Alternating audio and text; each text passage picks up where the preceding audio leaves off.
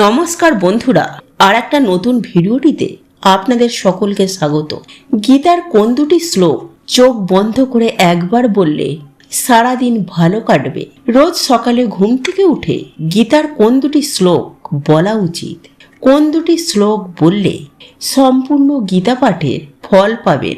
এই প্রশ্নেরই উত্তর পাবেন আপনারা আজ এই ভিডিওটির মাধ্যমে। বন্ধুরা, আমরা সকলেই প্রায় জানি যে নিত্য গীতা পাঠ করলে জীবনে কত সুপরিবর্তন আসতে পারে। এখনকার ইঁদুর দৌড়ের মতো জীবন যাপনের মাঝে শান্ত হয়ে বসে গীতা পাঠ করা আমাদের দ্বারা সম্ভব হয়ে উঠছে না। কিন্তু আপনি জানেন কি, গীতার শুধু দুটি শ্লোক পাঠ করেও সম্পূর্ণ গীতা পাঠের ফল পাওয়া যায়? চলুন তাহলে আমরা সেই দুটি শ্লোকের সম্বন্ধে জেনে নিই। প্রতিদিন সকালে উঠে গীতার এই দুটি শ্লোক অবশ্যই পাঠ করবেন। এই দুটি শ্লোক কি তা জানার আগে আপনারা যারা এই চ্যানেলে নতুন তারা অবশ্যই চ্যানেলটিকে সাবস্ক্রাইব করে দিন, এবং ভিডিওটি দেখে যদি একটুও ভালো লেগে থাকে তাহলে ভিডিওটিতে অবশ্যই একটি লাইক করে দেবেন এবং নিজের আপনজনদের সাথে শেয়ার করে দেবেন, যাতে তারাও ভিডিওটি দেখে উপকৃত হয়। এবং কমেন্টে পুরো শ্রদ্ধার সাথে জয় শ্রীকৃষ্ণ লিখতে ভুলবেন না। এবার চলুন শুরু করা যাক। বর্তমান যুগে যতই মানুষ কোলাহলের মধ্যে থাকুক, দিন শেষে নিজেকে একা বলে বোধ করে। তেমনি একজন হলেন আরুষ। তিনি কলকাতা শহরে বড় একটি কোম্পানিতে কর্মরত, কঠোর পরিশ্রমী পেশাদার। মাত্র 32 বছর বয়সে যথেষ্ট সুনাম লাভ করেছেন। টাকা পয়সার কোনো অভাব নেই, কিন্তু সে যে অভাবে ভোগে তার চোখে দেখা যায় না। সেটা হলো তার মনের শান্তির অভাব। বেশ কিছু বছর আগে যখন কর্মসূত্রে নিজের শহর ছেড়ে, পরিবার পরিজন ছেড়ে সে যখন কলকাতায় হাজির হন, তখন তার এখানে কেউ ছিল না। এখানকার মানুষজনদেরকে সে ঠিকভাবে চিনত না। এখানকার রাস্তাঘাট, জায়গা, পরিবেশ কিছুই তার চেনা ছিল না। তখন সে বেশিরভাগ সময়টা কাটাতো অফিসে বসে কাজ করতে করতে। দিন শেষে যখন সে বাড়ি ফিরত, তখন তার মনের ভেতরটা মোচড় দিয়ে উঠত। ছোটবেলা থেকে জয়েন্ট ফ্যামিলিতে বড় হয়ে মা বাবা, জেঠি জেঠিমা, কাকু কাকিমা, ভাই বোনদের সাথে ভরা সংসারে মানুষ হয়েছে সে। কিন্তু সে শহরে এমন একটা একলা পরিবেশে থাকতে থাকতে তার দম বন্ধ হয়ে আসছিল। তাই সে যখন প্রতিদিন অফিস থেকে বাড়ি ফিরত, সে চেষ্টা করত সে তার বেশিরভাগ সময়টা তার রাস্তাতেই কাটে। সে অনেক অচেনা পথে হাঁটতে অনেক নতুন নতুন রাস্তার সাথে তার পরিচয় হতো। সেরকমই এক সন্ধ্যায় ক্লান্ত হতাশাগ্রস্ত আরুষ একটি পুরানো বইয়ের দোকানের সামনে হোঁচট খেয়েছিল।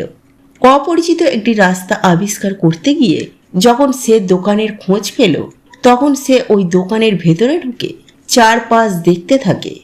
ধুলোময় তাকগুলির মধ্যে সে গীতার একটি পরিষ্কার পরিচ্ছন্ন কপি খুঁজে পেয়েছিল। কৌতূহলী হয়ে সে সেটিকে কিনে নিয়ে রাতে পড়তে শুরু করেছিল। সেইবার সেই গীতাই তাকে একরকমভাবে রক্ষা করত, তাকে সকল হতাশা থেকে মুক্ত করেছিল। ছোটবেলায় আরুষ তার বাবা মাকে, তার ঠাকুমাকে, এমনকি জেঠু জেঠিমা ও পরিবারের সবাইকে গীতা পাঠ করতে শুনেছিল। সে জানত যে যখনই গীতা পাঠ করা হয় তখনই মনের ভেতরে সব কোলাহল মিলিয়ে যায়। তাই যখন সে নিজে এমন কষ্টের মধ্যে দিয়ে যাচ্ছিল, গীতা হাতে পেয়ে তখন সে বুঝতে পারল ভগবানই তাকে কৃপা করেছেন। কিন্তু সেই গীতা পড়া সম্পূর্ণ হয়ে যাওয়ার পর বেশ কয়েক বছর কেটে গেছে। তারপর থেকে আরুষ আবার অনেকবার গীতা পাঠ করার চেষ্টা করেছে। আরুষ শুনেছিল যে প্রতিদিন গীতা পাঠ করলে মনের ভেতরে শুভ শক্তির সঞ্চয় হয়। কিন্তু কর্মজীবনের ব্যস্ততায় সম্পূর্ণ গীতা পাঠ কখনোই সফল হয় না। বেশিরভাগ দিন গীতা ছুঁয়ে দেখা সফল হয় না। গীতা পড়ার পর বেশ কয়েকটা বছর কেটে গেছে। ফলে আরুষের মনে আবার ধীরে ধীরে আবার বাসা বেঁধেছে। এমনই একদিন সে এক অফিসের ক্যান্টিনে বসে টিফিন করছিল। তখন তার উচ্চপদ স্টাফ তার পাশে এসে বসে। সে কয়েক বছরে আয়ুষকে ভালোভাবেই চিনেছে। আরুষের মুখ চোখের অবস্থা দেখে সে তাকে জিজ্ঞাসা করে, তোমার এমন অবস্থা কেন হে? আরুষ কিছুক্ষণ চুপ থেকে তার সমস্ত কথা তার কলিগকে জানায়। সবটা শোনার পরে তার কলিগ বলে, সত্যি বটে, সারাদিন কাজকর্ম করে খেটে পিটে বাড়ি যাওয়ার পর ভেতরে আর এনার্জি থাকে না। সম্পূর্ণ গীতা পাঠ সে তো অনেক বড় বিষয়, অনেক ধৈর্যের বিষয়। আর অফিস থেকে বেরোনোর সময় এমন তাড়াতাড়ি থাকে যে গীতা পাঠ করে ওঠা সম্ভব হয় না। তবে তুমি ঠিকই বলেছ, এমন একটি সময় আমাদের সংস্কৃতিতে এটাই ছিল যে বাড়ির সকলের প্রতিটি দিন সম্পূর্ণ গীতা পাঠ করত। সেই কারণেই তো তাদের মন সুস্থির থাকত। তারা জীবনকে যেমন উপভোগ করতে পারত, তেমনই বাঁচার আসল অর্থ জানত।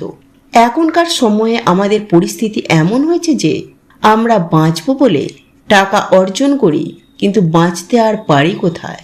ছোটাছুটিতেই তো জীবন শেষ হয়ে যাচ্ছে। তবে জানো তো আরুষ, আমাদের পরিবারের গুরুদেব একটি বেদ উপায় বলে দিয়েছে।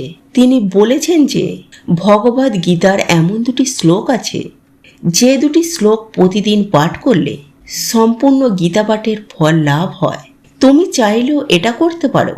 বিশ্বাস করো, যেই দিন থেকে আমি এই দুটি শ্লোক পাঠ করা শুরু করেছি, সেই দিন থেকে আমি দুশ্চিন্তা মুক্ত হয়ে গেছি।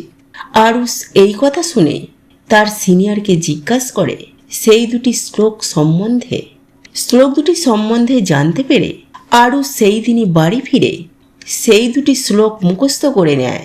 পরের দিন থেকে আরুষ প্রতিদিন সকালে উঠে চোখ বন্ধ করে শ্লোক দুটিকে পাঠ করতে আরম্ভ করেন। সপ্তাহখানেক পর থেকেই সে বুঝতে পারে তার জীবনে অনেক পরিবর্তন এসে গেছে। তার সকল দুশ্চিন্তা ধীরে ধীরে কমে যাচ্ছে। তার যত সমস্যা ছিল তা যেন একে একে কেটে যাচ্ছে। সে নিজের মধ্যে এক আত্মবিশ্বাস খুঁজে পায়। প্রতিটা দিন তার ভালো কাটতে শুরু করে। আরও সেই দিন থেকেই ওই দুটি শ্লোকের মর্ম বুঝতে পারে। বন্ধুরা, সেই শ্লোক দুটি হল গীতার প্রথম অধ্যায়ে প্রথম শ্লোক, ধর্মক্ষেত্রে কুরুক্ষেত্রে সমবেত যুধিষ্ঠির মমকা পাণ্ডব ঐশব কিংকুর্তব সংযোগ। অর্থাৎ এই শ্লোকটির অর্থ হল, হে সঞ্জয়, ধর্মভূমি কুরুক্ষেত্রে যুদ্ধের ইচ্ছায় সমবেত আমার এবং পাণ্ডুর পুত্রগণ কি করল? বিশ্লেষণ: 1. ধর্মক্ষেত্রে কুরুক্ষেত্রে অর্থাৎ কুরুক্ষেত্রের পবিত্র ভূমিতে কুরুক্ষেত্রের যুদ্ধক্ষেত্র, ধর্মক্ষেত্র ন্যায় বা ন্যায়ের ক্ষেত্র হিসাবে উল্লেখ করা হয়। সমবেতা যুধুস্তব অর্থাৎ একত্র যুদ্ধ করতে ইচ্ছুক উভয় সেনা কৌরব এবং পাণ্ডব যুদ্ধে লিপ্ত হওয়ার প্রায় অভিপ্রায় একত্রিত হয়েছে।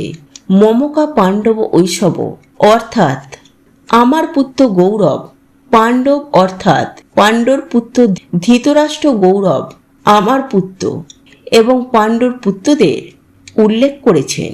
কিংকুর্তব সঞ্জব অর্থাৎ তারা কি করেছে? হে সঞ্জয়, ধৃতরাষ্ট্র তার সারথি সঞ্জয়কে উভয় বাহিনী কার্যকলাপ সম্পর্কে জিজ্ঞাসা করেন।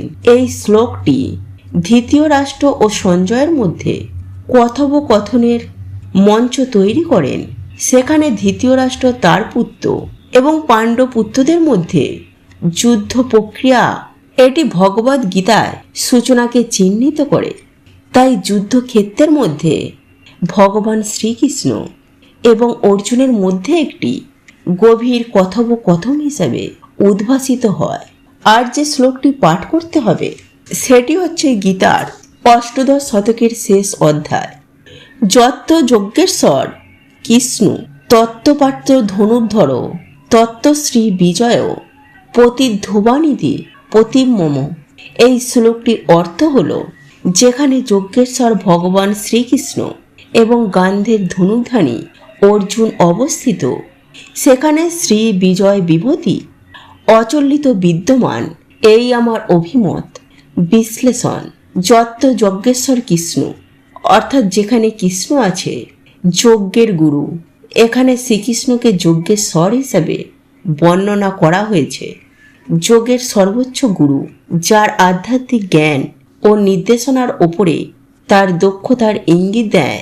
যত্ত পাঠও ধনুর্ধর অর্থাৎ যেখানে আছে অর্জুন ধনুকের চালক, অর্জুন মহাচালক, তীরন্দাজ। এখানে তাকে ধনুর্ধর নামে উল্লেখ করা হয়েছে। যুদ্ধে তার দক্ষতার উপরেই জোর দেওয়া হয়েছে। তত্ত্বসী বিজয়, ভূতির ধীবানীতি, মতির মোম, অর্থাৎ অবশ্যই ঐশ্বর্য, বিজয়, শক্তি, নৈতিকতা থাকবেই। এটি আমার মতামত। ভগবান শ্রীকৃষ্ণ উপাসনায় বলেছেন, যেখানে শ্রীকৃষ্ণ ও অর্জুন উভয়ই একসাথে থাকবে সেখানে নিশ্চিত সাফল্য ও শ্রীবৃদ্ধি ও শক্তি ও ধার্মিকতা থাকবেই। ভগবদ্গীতার এই শ্লোকে শ্রেষ্ঠত্ব ও ধার্মিকতা, ঐশ্বরিক নির্দেশনা এবং মানুষের প্রচেষ্টার গুরুত্ব তুলে ধরে। এই আধ্যাত্মিক জ্ঞান ও দক্ষতার মধ্য ধরে সমন্বয়ের ওপরে জোর দেয়। পরামর্শ দেয় যে নিজেকে ঐশ্বরিক রীতির সাথে শারীরিক বদ্ধ করা অনবার্য সাফল্য এবং সচরাচিত্র করে। তাই বন্ধুরা, এই দুটি শ্লোক সকালে ঘুম থেকে উঠেই নিয়মিত পাঠ করবেন। পারলে এই দুটি শ্লোকের অর্থ অবশ্যই পাঠ করবেন। দেখবেন ধীরে ধীরে আপনার জীবনে সকল সমস্যার সমাধান হয়ে যাবে। ভগবান শ্রীকৃষ্ণের কৃপায় দূর হয়ে যাবে। আপনি নিজের ভেতরে এক অপূর্ব শক্তির অনুভব করতে পারবেন এবং আপনার জীবনে সকল বাধা সম্মুখীন হয়ে আপনি খুব সহজেই সেটিকে দূর করতে পারবেন। তো বন্ধুরা, আজকের ভিডিওটি এই পর্যন্তই।